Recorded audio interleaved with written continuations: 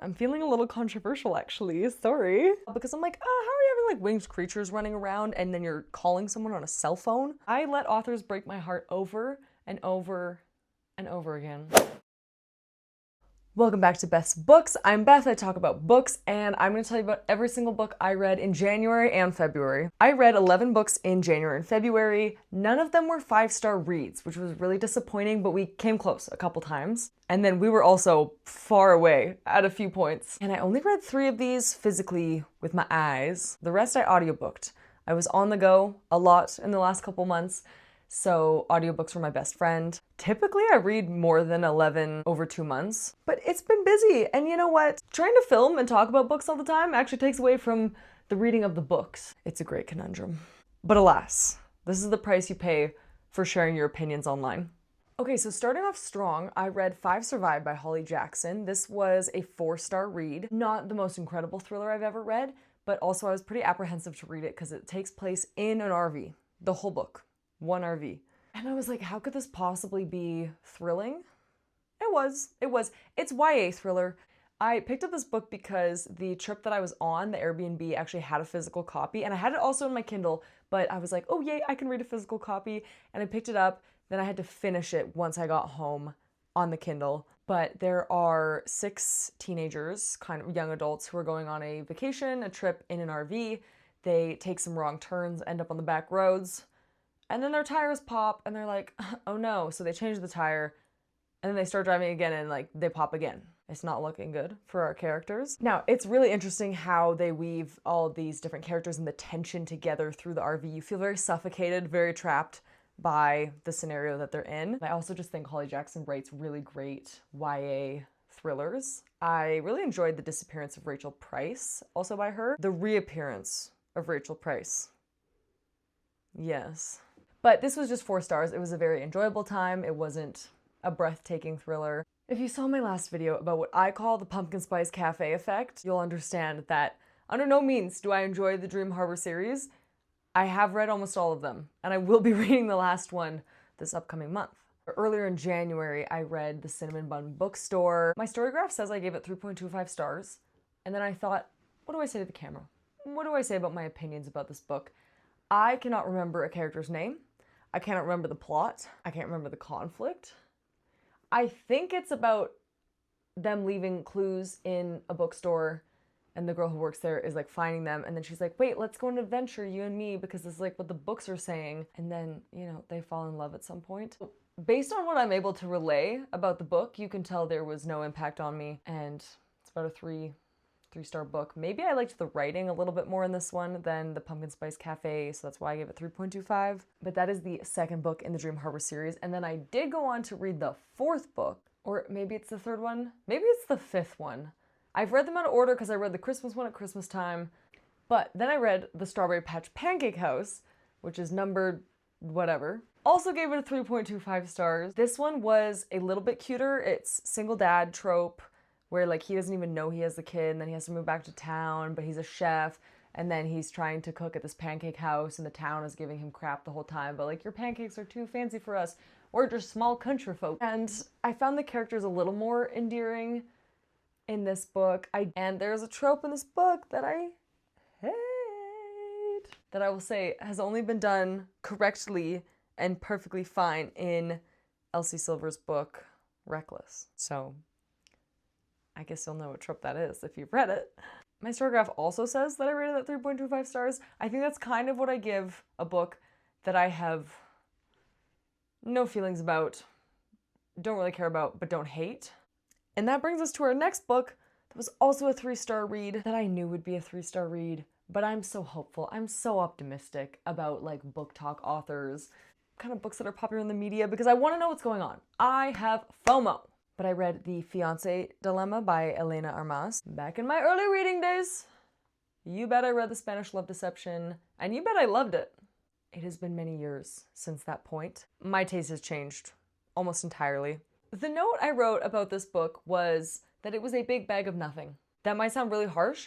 This actually means I'm on neutral ground. A big bag of nothing. It's just a bag. There's nothing in it.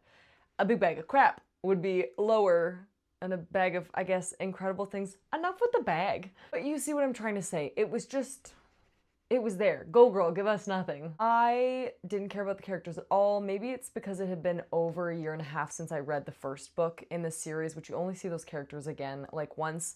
The found family isn't even very good because they're not really family. Like, you just don't feel a connection between the characters, between the books. Very insta-lovey because it's fake dating trope, in case you were wondering. And I didn't think it was executed well. Not the way they fall into the fake dating, not the way that they discover they have feelings for each other. It just kind of was like they're in it and he's like, cool, good to go. And then that was like that. Then they were just like in love after that. And I didn't enjoy it. Yeah, 3 stars for a big bag of nothing. A book that was not a big bag of nothing is Foxglove by Adeline Grace. This is the second book in the Belladonna trilogy. At the end of the first book, there's a concept of a new character that you might meet, and then you do in this book. And I loved that dynamic. Thank you very much. That character was bringing us camp, was bringing us drama. It's still very gothic and dark, and there's like poison and death and a little mystery we need to solve. Again, not the most life-altering mystery, but it's more about the fantasy element of this, but it's also set in kind of like 1800s-y England, so everyone's very proper, wearing petticoats and stuff like that. I give this 4.25 stars. I did rate Belladonna 5 stars in the fall because that was such a fall read. I would recommend reading these all around the fall, winter time. I'm going to try and bang out the third book before the snow is gone here because I just think it would fit that vibe so much better. It did feel slow in the first half, but the second half I really did enjoy. It moves you much faster through the plot, kind of gets us to the new aspects of the third book that we're going to get into. And while we resolved the mystery in this one, and it doesn't carry over into the second one, like there's no huge cliffhanger. Well, there's a huge cliffhanger character-wise, but I wouldn't say plot-wise. Like, it seems like we're kind of starting a new-ish plot in the third book, but it's intriguing enough that I'm really excited to start it. So 4.25 stars. All right, then because I spent Christmas and kind of like a month over December, January in a tropical place, which was incredible but did not feel Christmassy, I came back and I was like, yeah, I do want to read The Most Wonderful Crime of the Year because I didn't get a chance to read a whole lot of Christmas books, was very busy at Christmas time. I'm a baker. Shout out to all the bakers at Christmas time. The trenches. The trenches.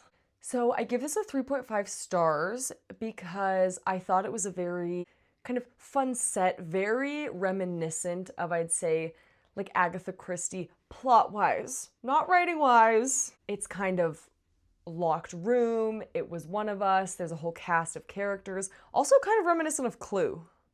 There's like the kids, the butler, the publisher, whatever, the cop, all in a room trying to figure out what has happened to this old lady. The subplot of romance, like, doesn't really need to be there, or it wasn't fully developed enough to feel like it was worthwhile, like this could have just been a mystery. But it's cozy in that way, where they're trying to solve this mystery, and they're like, kind of like, hey, you're cute. And we have our female main character really finding her voice, and she'd been like trampled on sort of by the men in her life, and so she's like, can I love someone again? Like, is this guy just like an arrogant dude? So it was cozy. Nothing groundbreaking. The 3-star realm seems to be where we were sitting these last 2 months. Hopefully from March on, there's better books to come. I'm optimistic. Okay, then I read Picture Perfect by Tessa Bailey. This is number 4 of the Big Shots series already, which I don't even remember reading the first 3. Like, I actually remember them, I enjoyed them, but I don't remember how we got all the way to number 4 in this series. It's been over the course of like a couple years, but now that I'm remembering it, one of them is a golfer. Yeah. I actually think I liked the golf one the best, which are words I never thought I'd say out loud. But this was silly because it felt very insta-lovey. Like, he sees her and he's like, yeah. Now, it's fake dating trope, which was cute, which was done well. I like it. It's like, to make, the childhood best friend jealous because he has never looked at her like this, and then he's like, wait, you're so incredible, I'll agree to fake date you. So he's supposed to be like, it's supposed to be the reformed player trope, right? On a dime, he just shifts and changes, and he's like, yeah, you're the only one for me. That's it, done. It was cute seeing how he interacted with her family in the situations that they were put in, and how he kind of helps her learn to stand up for herself, to her family. But his whole kind of like, he's completely changed, I guess is cute and fine, but it does feel very unrealistic for like if that were real life. But sometimes we don't read books for real life scenarios. And it was cute to get cameos of the other characters from the past couple books. but I would have liked it if they were a little bit more integrated into the story rather than just popping up, like, because they are all such close friends and, you know, all the hockey players are on the same team kind of thing. In the same way, these are interconnected standalones, so you want someone to be able to read this on their own and not have to have already read the previous books. So 3.75, almost 4 stars. Just wasn't my favorite Tessa Bailey. Okay, and then a book that I was really excited to get into is What the River Knows by Isabel Ibanez. And I'm sorry if I mispronounced that. I found this Fairy Loot copy, Christmas shopping before the holidays. She's a little mangled, but actually I think that's my fault, not even the stores. And like all the artwork, everything's so beautiful. I love this edition. It was very fun to read. There's like drawings inside that I really liked. Now, this is a slower book. Don't get it twisted. And at the beginning, we meet our main character in Argentina, and you think, wow, we have such a strong female character. I love that, because it's the 1800s, where everyone's an explorer, they're getting on ships, and they're like, I'll send you a letter, and it arrives in 3 months. I do enjoy when fantasy is older. Like, I'm not a big urban fantasy gal, because I'm like, oh, how are you having like winged creatures running around, and then you're calling someone on a cell phone? But not that there's too many fantastical elements other than the pharaohs were using magic, and so certain objects have magical signatures almost, and her father sends her one across from Egypt to Argentina that has this kind of magical signature. She can like taste roses when she touches it, and she uses that to propel her journeys forward through Egypt, Cairo, Alexandria, all those places. And yeah, you think you're following an incredible female strong character, and then that just kind of falls off. We meet Wit, our love interest, who is this kind of sly pickpocket, works for her uncle, but he also has a heart of gold. He's just concealing it away. But I found it really frustrating because basically everything that goes wrong in this book is her just being so naive, rolling over, not knowing what to do, trusting the wrong people. It was really infuriating. And then I think the author makes some choices to just put this girl in bad situations always, but that like she's putting herself in, this character. So I did find it frustrating. I gave it 4 stars because I loved the atmosphere and the vibes of kind of 1800s Egypt, people exploring, you know, fighting tomb robbers and floating down the Nile while they're still like, yes, you must have lunch and morning tea. And I don't really want to read the next one because I know it will feel the same, but I also think I'm going to just to like see it through. You know what I mean? So that I can get a full picture of the series as a whole, because maybe it does get better. As I've said before, guys, I'm optimistic, okay? Sorry. I let authors break my heart over and over and over again. All right, and then lastly, I read 3 books that are religiously affiliated. Even if you're not religious, I do think these provide a value because religion is one of the biggest cultural movements, regardless of what you believe. Like, it is a sociological phenomenon. And we live in a world where politics and religion are so inextricably linked that even if you don't believe in certain things, it is kind of good to know why people are doing what they're doing, why they believe what they believe, how that informs policy, life choices, how they treat people, the things that they support. And as a woman who grew up in the evangelical church, I've always been really fascinated by how women have been treated in those spaces. So first I read The Making of Biblical Womanhood by Beth Allison Barr. And when my friend Stacy recommended this to me, I was like, oh no, another book telling me how to like cook and clean better because that serves the Lord and that's my only calling in life, is to be a biblical woman. And then of course I trusted Bessie Stacy because there's no way that she would recommend a book like that to me. And Beth Allison Barr is a scholar. She is a professor, and she wrote this incredible book about how women have been treated in the church and why that has happened historically. It talks about why women aren't ordained in certain traditions, her experience through not even being allowed to lead 13-year-old boys in youth group through any type of teaching or practice, and how that informs our culture, right? Like, that's not just something that they hold only in those spaces. This is something that seeps out into everything that's going on in our world that we see today. She brings in really great biblical arguments for the verses that are weaponized against women, and also I think just really speaks to the heart of Jesus and how he would have treated women and how Paul treated women in ministry, and why it's really important that we don't silence half of our population. So 4.5 stars, incredible book. I would really recommend reading this even if you are not in those spaces. So then, because I had found Beth Allison Barr, she wrote a foreword to a book called Tell Her Story by Nijay K. Gupta. This looks more into the ancient biblical text, how the Greeks were treating different words that were being used to translate, even from the Hebrew text, how those were transformed in the Septuagint. And then also how our English translations have completely bastardized what those words originally meant so that they could serve different powerful people and their agendas. I think what's really interesting is both of these books touch on the idea how a lot of people say, I hate Paul. Like, how could he write that? He really did us women dirty.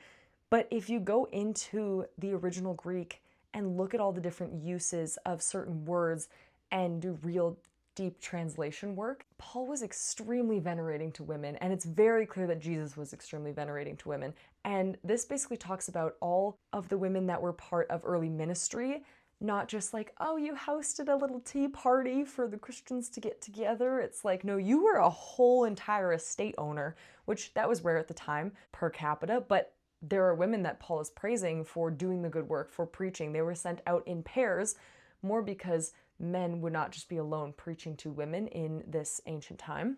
It was the women who would have also had to go and minister to these women to observe societal propriety. So these two books together were a really great pair because one shows us like the modern oppression and how we use the Bible to keep women out of ministry and out of sharing their voice. And then the other one dives into how women did contribute to the early church and their importance for the tradition and how those stories have not been told. So I think that this is like two books that go hand in hand. And then very lastly, to kind of round out the religio-political conversation, I read Star Spangled Jesus by April Ajoy. I really enjoy her podcast and her YouTube channel and everything like that. She also narrates this book, which I think is really interesting. The subtitle of this is Leaving Christian Nationalism and Finding True Faith. I'm very fascinated by Christian nationalism as the states be wildin' these days. I know y'all seen it.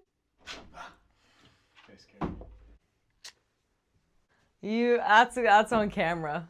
This is a look at Christian nationalism and certain laws that were put in place and how you can see how religion and politics are being married over the decades, in more recent decades, about certain political issues that they turn into moral issues. And again, vote for who you want, but it's like the Christian thing to do is to vote Republican in the States. And it's kind of like, okay, but maybe the two should be a little bit separate. And also just looking at how we demonize certain people groups because of fear tactics, but that people weaponize biblical texts to demonize those people rather than loving them the way that Jesus would love them. Half of this is like semi a memoir, like she's telling her life story, thinking, you know, she's going to be persecuted in middle school for writing this paper, and then her teacher's like, get up here and read this paper, and she gets up and the teacher's like, this is an A+ paper class, like this is what you should be writing, and she's like waiting for the persecution. She's like, no, I can't get into heaven unless I'm persecuted. And so how that also ties into once you get older and start adding in all these political beliefs, how that can shape your outlook on life. And she's very witty and funny. And so listening to her narrate it was also incredible. I would 10 out of 10 recommend that. But yeah, just an interesting look at the world of religion and politics at the moment. So I was kind of on my nonfiction tear a little bit at the end there, which is great because we love learning and I love being in silly, goofy, fun books, but sometimes it is great to learn from other authors that I might not interact with all the time. So basically those were the 11 books that I read in January, February. I am also halfway through a lot of books though, so I'm thinking my March reading wrap up will be kind of an exciting one. Let me know if you've read any of these books. I would love to know your opinions on reading literature, even about like things, say religion or politics and stuff, even that you are not a part of that world. Like, does anyone else do that? Just wondering. And if you maybe rated these books differently than me. Also, what you think I should put on my next month's TBR, because I'm always adding to that list. I hope you enjoyed this reading wrap up. I post a video every week, so I hope I'll see you next week. Check out my last video, which was about a book talk and everything that's going on over there. 'Tis crazy. Please like, comment, and subscribe if you want to. Girl, I don't want to make you, but I would really appreciate it. But I'm having lots of fun here, so hopefully you are too. And I post shorts every day, so stick around. It's a good girly pop time. We are just here to love reading books and to learn and grow as people and just relax, you know, take a weight off, because It can be rough out there sometimes. So I hope you're taking care of yourself, and I hope you enjoy your day, and I will see you in the next video. Bye!